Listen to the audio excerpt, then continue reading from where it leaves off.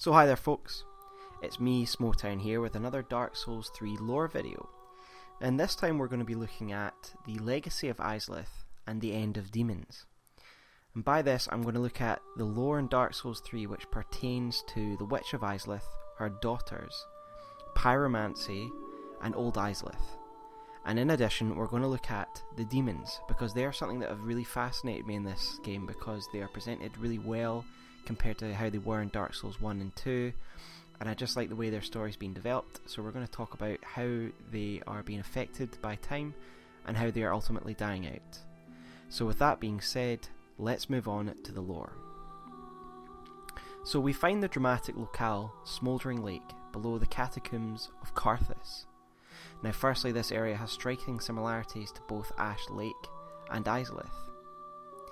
We can see that it's like Ash Lake in the way that both areas have trees that seem to hold up the earth above them. We can therefore assume we are at a similar depth and area to Ash Lake from Dark Souls 1. It is obviously very reminiscent of Izalith. It's full of fire, it's charcoal, it's burnt, the trees are charred, and indeed it contains a demon ruin, much like Izalith did. Whether this is Izalith or not is for a lot of the part irrelevant, because either way it has a lot to do with Izalith.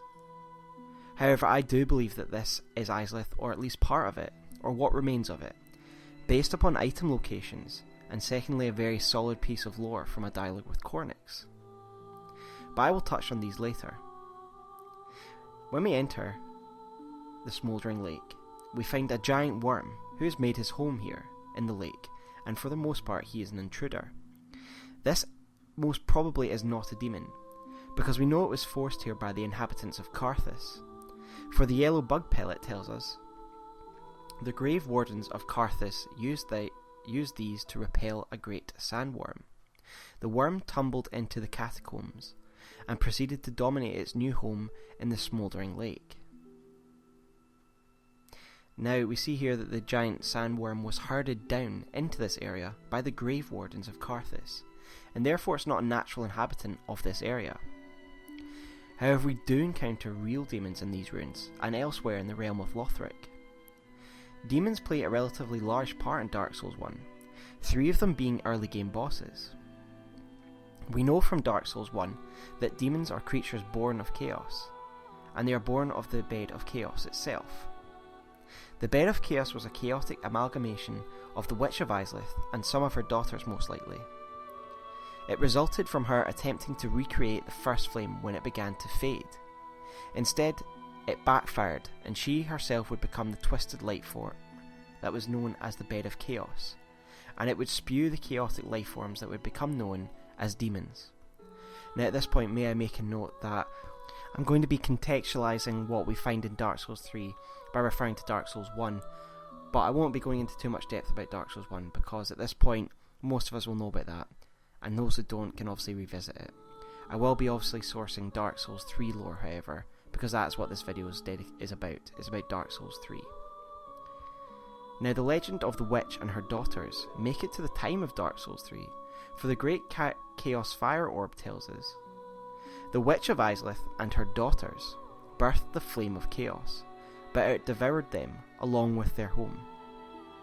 So this attempt to recreate the first flame resulted in the destruction of the realm of Izalith, and the Bed of Chaos was born along with the race of demons. The witch and some of her daughters were consumed. Others became deformed like Quelaag and the Fair Lady from Dark Souls 1. The last known daughter who is to survive as she was originally is Quelana, who would become known as the Mother of Pyromancy. Quelana's legend as the Mother of Pyromancy makes it into the way of Dark Souls 3. We can find the Witch's Ring at the entrance of the Smouldering Lake, and its description states, the Witch of Izalith and her daughters, scorched by the flame of chaos, taught humans the art of pyromancy and offered them this ring. Every pyromancer is familiar with the parable that tells of the witches espousing the need to fear the flame, but teaching the art of pyromancy to men in hopes that they might learn to control it. Now this bit of lore is interesting for a number of reasons. In DS1, we learn that pyromancy didn't come about until the Chaos Flame was born. Prior to this, witches wielded a type of fire sorcery. The ring seems to support this, since it talks about the Chaos Flame and then the Art of Pyromancy coming after. In addition, this is reconfirmed by the Great Swamp Pyromancy ring, for this states,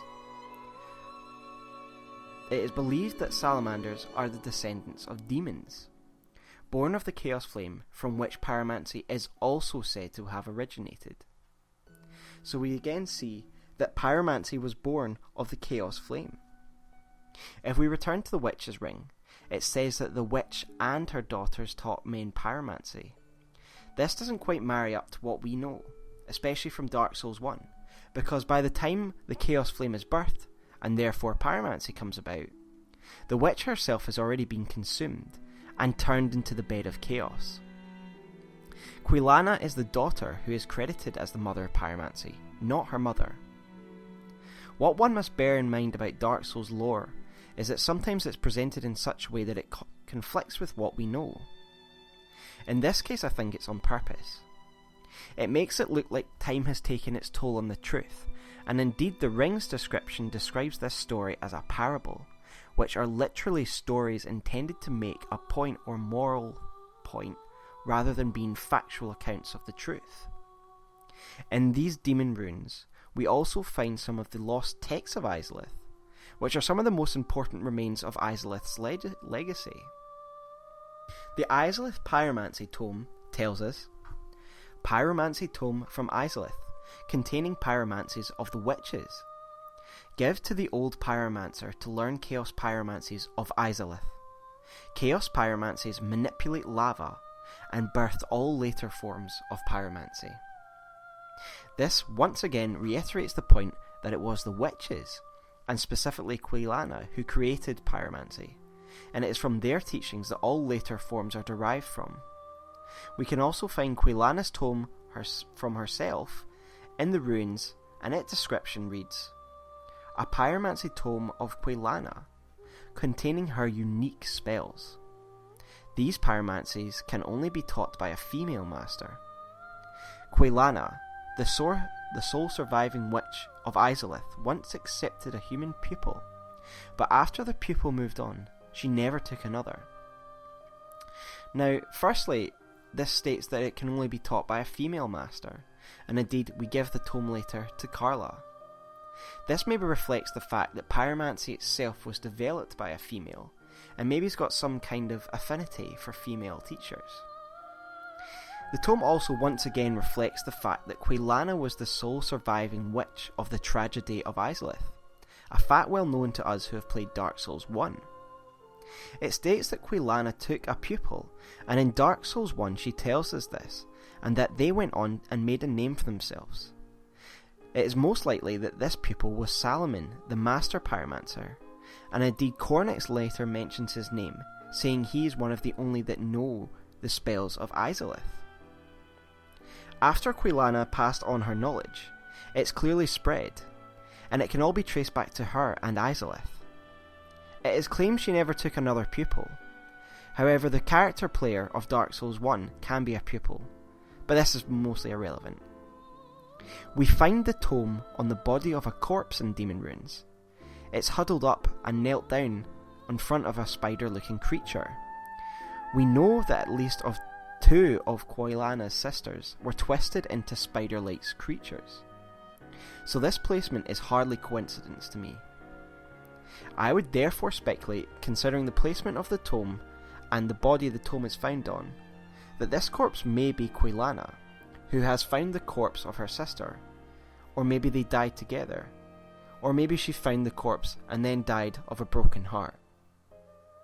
This brings us to the question, is the Smouldering Lake what is actually left of Izalith? In my opinion, it most likely is. We find a lot of Izalith artifacts here, including both Quilana's and the Izalith Pyromancy tome. In addition, we find the witch's ring here, a ring given by the witches themselves. Not only that, but we have Izalith looking architecture and of course demons.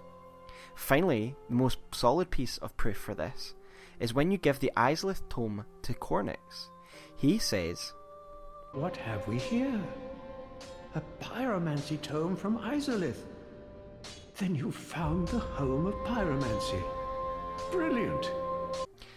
This to me is fairly solid logic. If you find the tome of Izalith here, then it must be the home of pyromancy itself, as Cornyx suggests.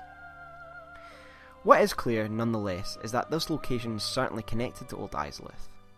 Whether this is an offshoot of Izalith, the remains of it, or some kind of colony, the ruins are architecturally similar, and it is a place where demons have gathered. However, like Old Izalith, the life of the lake and its ruins are frittering out. We find the corpses of what are most likely two of the Daughters of Chaos, and even the demons here are petering out, but we will deal with demons in a minute.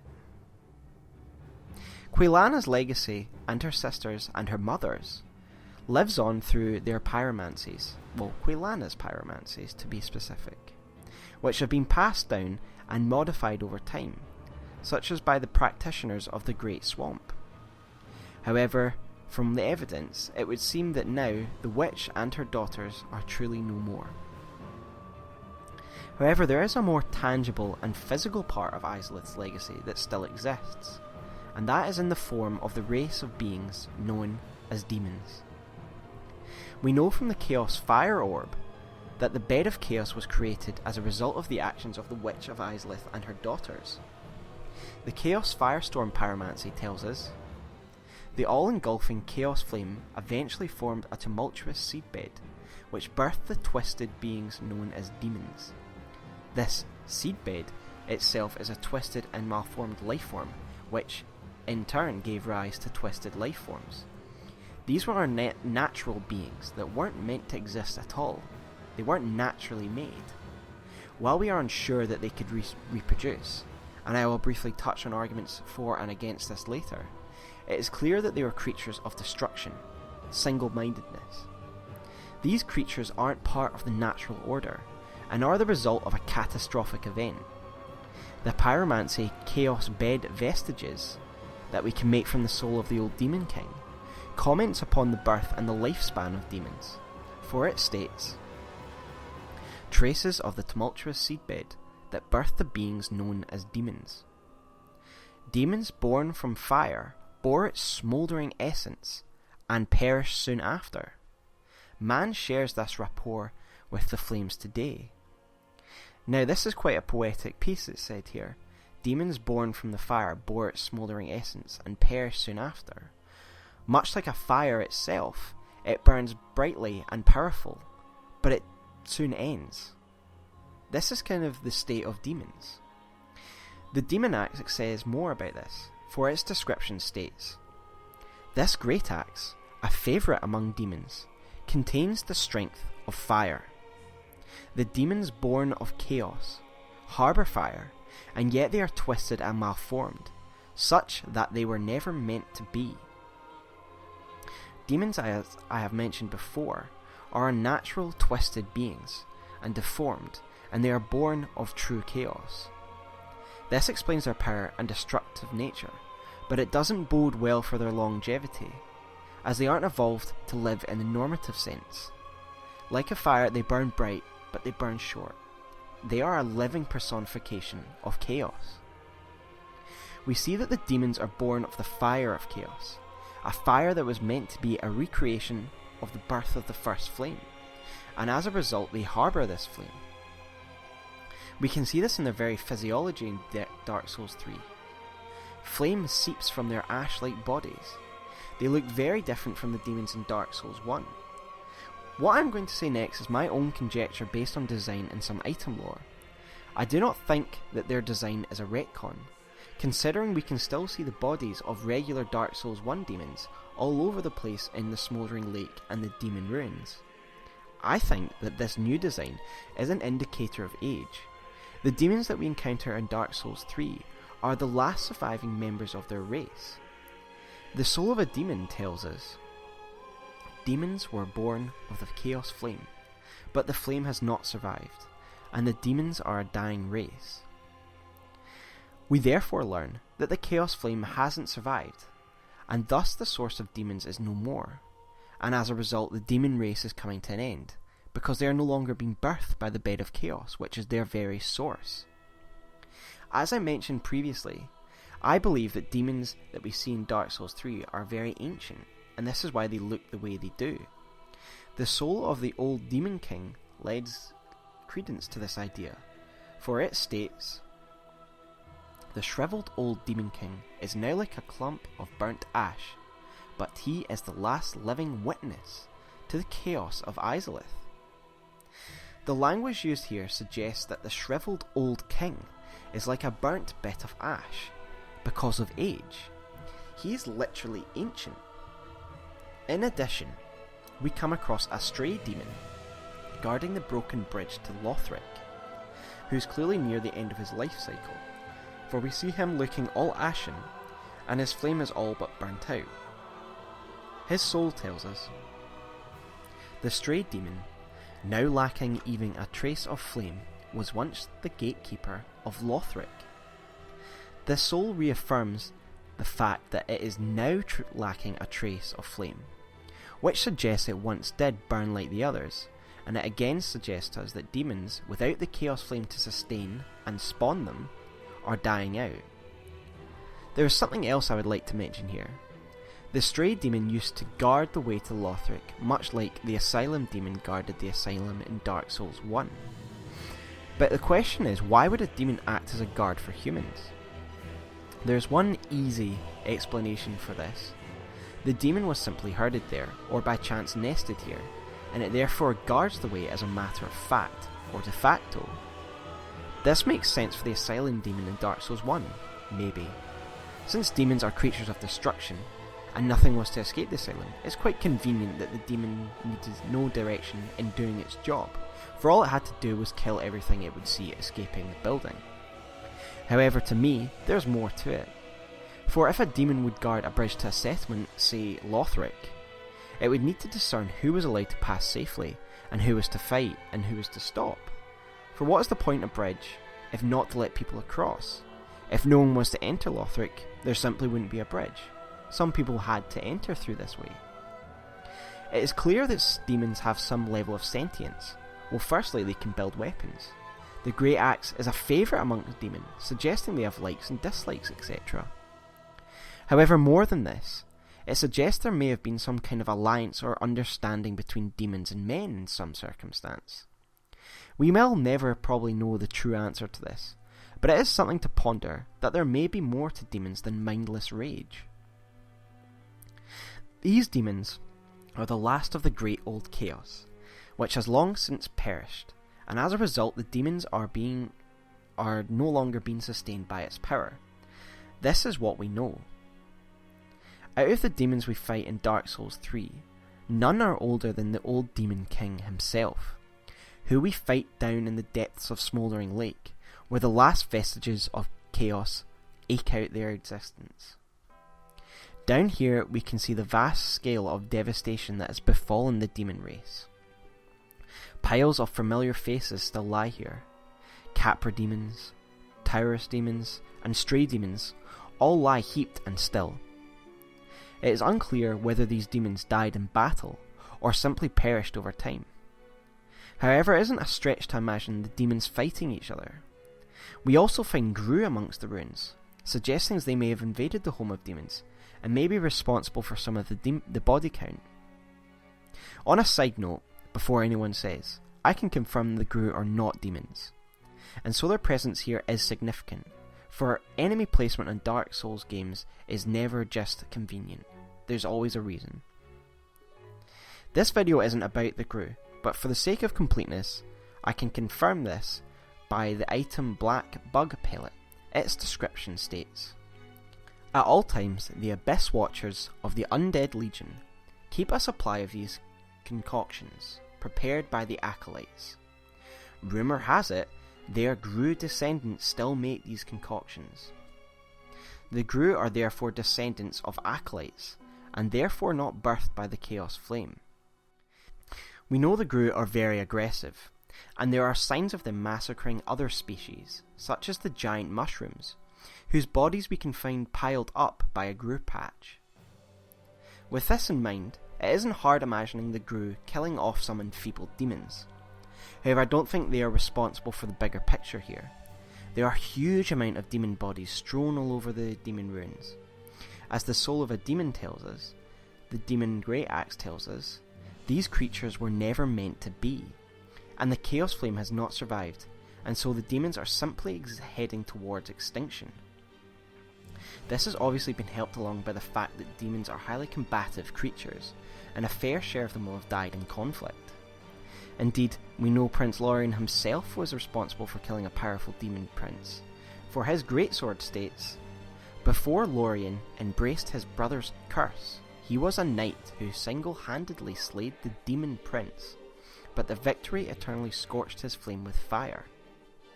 Acts like this will have expedited the inevitable decline of the race of demons. We face the last great king of the demons, the old Demon King, in a chamber of the demon ruins. We previously looked at his soul, and it tells us that he is the last living witness to the chaos of Izalith. This suggests that this demon is incredibly ancient, being created or spawned before the bed of chaos was destroyed. Indeed, his great hammer supports this, for it states, "This weapon has survived since old Izalith, and is imbued with the remnants of the Chaos Flame." This in turn suggests that the Demon King was one of the demons born from Izalith itself, and has therefore existed from at least the time of Dark Souls 1, maybe and probably even before. I'm now going to speculate a bit here based upon the lore. This suggests that the Demon King specifically is the last demon alive born of Izalith. That precisely he was born of the Bed of Chaos, which existed in the ruins of old Izalith. This in turn suggests that later demons were born after the Bed of Chaos was destroyed. We do see a remnant of the old Chaos in Dark Souls 2, and the Ivory King attempts to contain this. I find this part now to be a difficult part of the lore, but the best way to reconcile it, in my opinion, is to consider that even after the Bed of Chaos was destroyed, chaos as a concept still existed in some form, and therefore was able to give birth to demons after.